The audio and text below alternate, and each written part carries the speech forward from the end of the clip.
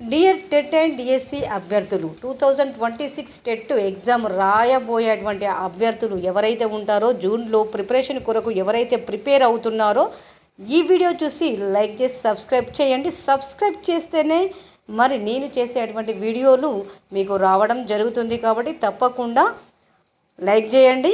మరి సోది లేకుండా చెప్పడము అంటే సోది లేకుండా ఎక్స్ప్లెనేషన్ అనేది ఉంటుంది. ఎందుకంటే ప్రతి ఒక్క దాని గురించి వివరించడం జరుగుతుంది కాబట్టి తప్పకుండా వీడియో ఎండ్ వరకు చూడండి. మధ్యలో స్కిప్ చేస్తే మాత్రము అర్థం కాదు. అసలు శిశు అధ్యయన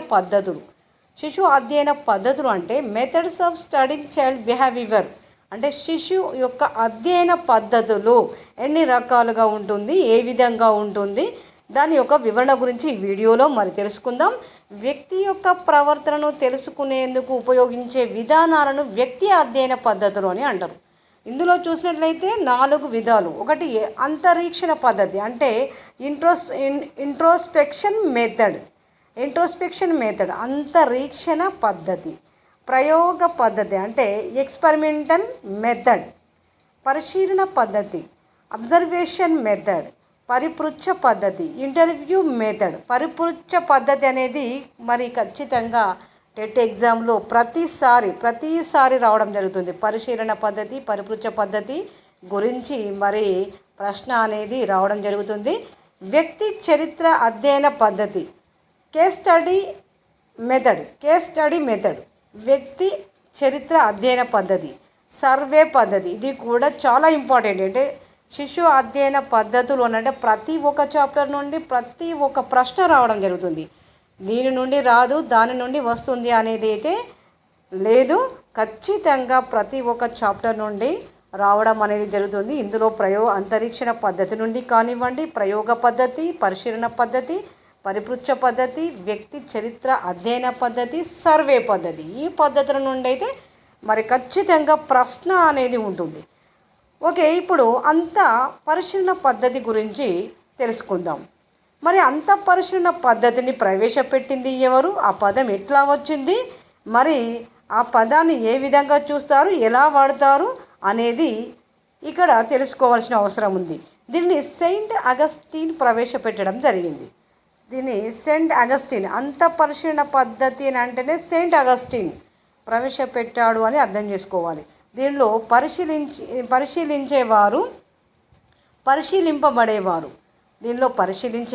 పరిశీలింపబడేవారు మరి తాను పొందిన అనుభూతి తనకు తానుగా స్వయంగా పరిశీలించుకోవడాన్నే అంత పరిశీలన పద్ధతి అంటారు. అంటే దీనికి అర్థం ఏంటిది అంటే పరిశీలించేవారు, పరిశీలింపబడేవారు. అర్థమైంది కదా. పరిశీలించేవారు ఒకరు, పరిశీలింపబడేవారు మరొకరు. అంటే వారు పొందినటువంటి అనుభూతిని తనకు తానుగా స్వయంగా పరిశీలించుకోవడాన్ని అంతఃపరిశీలన పద్ధతి అంటారు. ఈ పద్ధతిని అగస్టిన్ అంటే సెయింట్ అగస్టిన్ ప్రవేశపెట్టడం అనేది జరిగింది.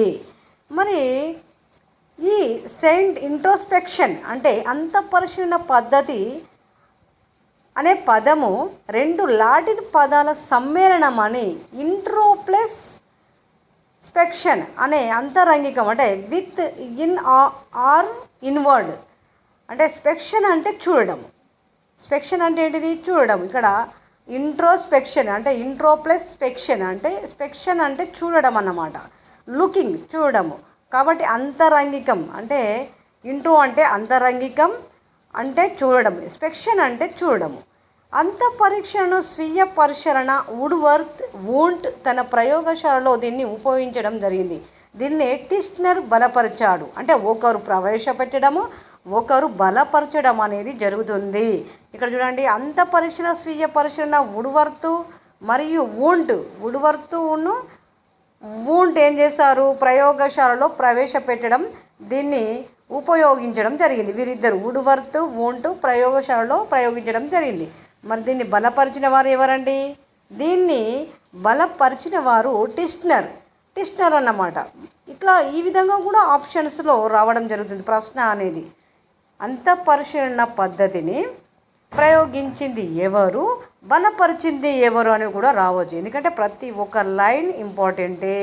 ప్రతి ఒక్క లైన్ ఇంపార్టెంటే కాబట్టి లైన్ టు లైన్ చదువుకుంటూ ఆప్షన్స్కి వెళ్ళిపోతే అది అర్థమవుతుంది.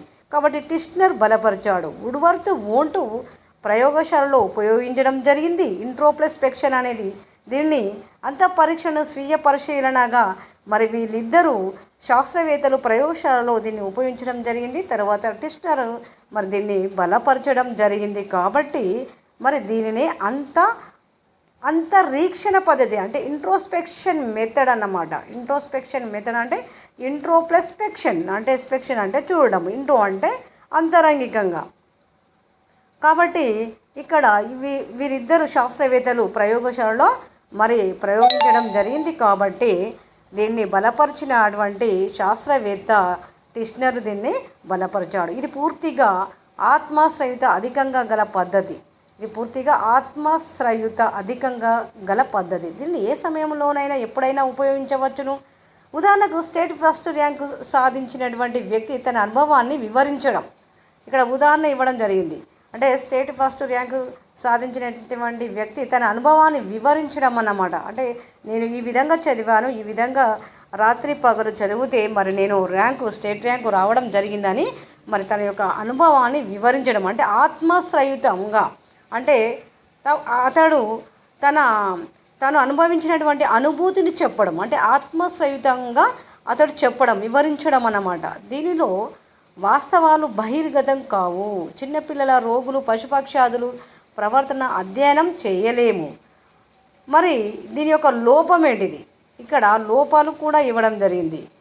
లోపాలు దీనిలో వాస్తవాలు అనేది బహిర్గతము కావు.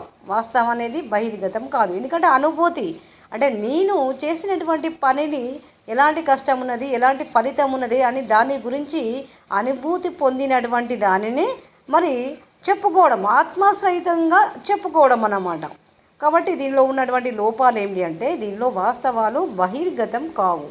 దీంట్లో వాస్తవాలు అనేది బహిర్గతం కావు. చిన్నపిల్లల, రోగులు, పశుపక్షాదులు ప్రవర్తనను అధ్యయనము చేయలేము. అంటే దీంట్లో వాస్తవాలు అనేది బహిర్గతాలు కావు.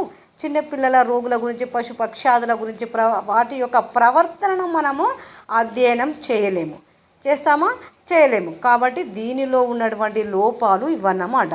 అంటే అంతరీక్షణ పద్ధతి ఇంట్రోస్పెక్షన్ మెథడ్ అనేది ఏ విధంగా వచ్చింది, మరి దాన్ని వ్యక్తి ఏ విధంగా ఉపయోగించుకున్నాడు, ఎవరు ఉపయోగించారు, ఏ పదంతో ఉపయోగించబడింది, ఎంతమంది శాస్త్రవేత్తలు మరి ఎలా ప్రయోగించారు, ఎవరు బలపరిచారు అనేది కనుక ఇది ఎక్స్ప్లెనేషన్ అనేది అర్థం ఉండేది ఉంటే, అంటే ఈ లైన్ టు లైన్ అనేది చదివి అర్థం చేసుకునేది ఉంటే తప్పకుండా మరి ప్రశ్న వస్తే మరి ఆన్సర్ చేయడానికి అవకాశం ఉంటుంది. Methods of studying child behaviour అంటే శిశువు యొక్క అధ్యయన పద్ధతులు ఈ విధంగా ఉంటాయి. ఒక్కొక్క పద్ధతి ఈ విధంగా ఉంది. అంతరీక్షణ పద్ధతి, ప్రయోగ పద్ధతి, పరిశీలన పద్ధతి, పరిపృచ్ఛ పద్ధతి, వ్యక్తి చరిత్ర అధ్యయన పద్ధతి, సర్వే పద్ధతి. ఇక్కడ చూడండి, పరిశీలన పద్ధతి చాలా ఈజీగా అనిపిస్తుంది, పరిపృచ్ఛ పద్ధతి కూడా చాలా ఈజీగా అనిపిస్తుంది ఎగ్జామ్లో వచ్చినప్పుడు. కానీ ఈ రెండింటికి చాలా కన్ఫ్యూజ్ అనేది ఉంటుంది. అది మరి నెక్స్ట్ వీడియోలో ఒక్కొక్క దాని గురించి తెలుసుకోవడం జరుగుతుంది. కాబట్టి మరి తప్పకుండా ఈ అంతఃపరిశీలన పద్ధతిని మాత్రము మీరు చెప్పింది గుర్తుంచుకుంటే ఖచ్చితంగా మార్కులు అనేది సాధించవచ్చు. మరి లోపాలు ఏమిటి, ఎవరు ఉపయోగించారు, ఇంట్రోస్పెక్షన్ అనే పదం ఏ పదాల సమ్మేళనము, ఇంట్రోస్పెక్షన్ అనే పదము ఏ పదాల సమ్మేళనం అనేది కూడా, అంటే ఒక్కొక్క లైనులో ఒక 2 ప్రశ్నలు తయారు చేయవచ్చు, ఒక్కొక్క లైనులో ఒక్కొక్క 2 ప్రశ్నలను తయారు చేయవచ్చు. కాబట్టి మరి సైకాలజీ అనేది లైన్ టు లైన్ చదువుతూనే అర్థమవుతుంది. ఇంట్రోస్పెక్షన్ అనే పదం 2 లాటిన్ పదాల సమ్మేళనం అని. మరి ఇంట్రో అంటే అంతరంగికం, స్పెక్షన్ అంటే చూడడం, అంటే లుకింగ్, చూడడం అన్నమాట. ఈ విధంగా లాటిన్ పదాల సమ్మేళనం నుండే ఇంట్రోస్పెక్షన్ అనేది అంటే అంతరీక్షణ పద్ధతి అనేది పుట్టింది అనేది మరి అర్థమవుతుంది. లోపాలు చూశారు కదా. మరి అంతరీక్షణ పద్ధతి లోపాలంటే దీనిలో వాస్తవాలు బహిర్గతం కావు. చిన్నపిల్లల, రోగుల, పశుపక్షాల గురించి ప్రవర్తన గురించి అధ్యయనం అయితే చేయలేము. కాబట్టి దీనికి ఉన్నటువంటి లోపాలు ఇవన్నమాట. Okay dear TET and DSC అభ్యర్థులు, మరి వీడియో మీకు నచ్చితే లైక్ చేయండి, సబ్స్క్రైబ్ చేయండి. మరిన్ని ఇలాంటి లాంగ్ వీడియో ఎక్స్ప్లెనేషన్ కొరకు ఈ వీడియోనైతే తప్పకుండా ఫాలో అవ్వండి.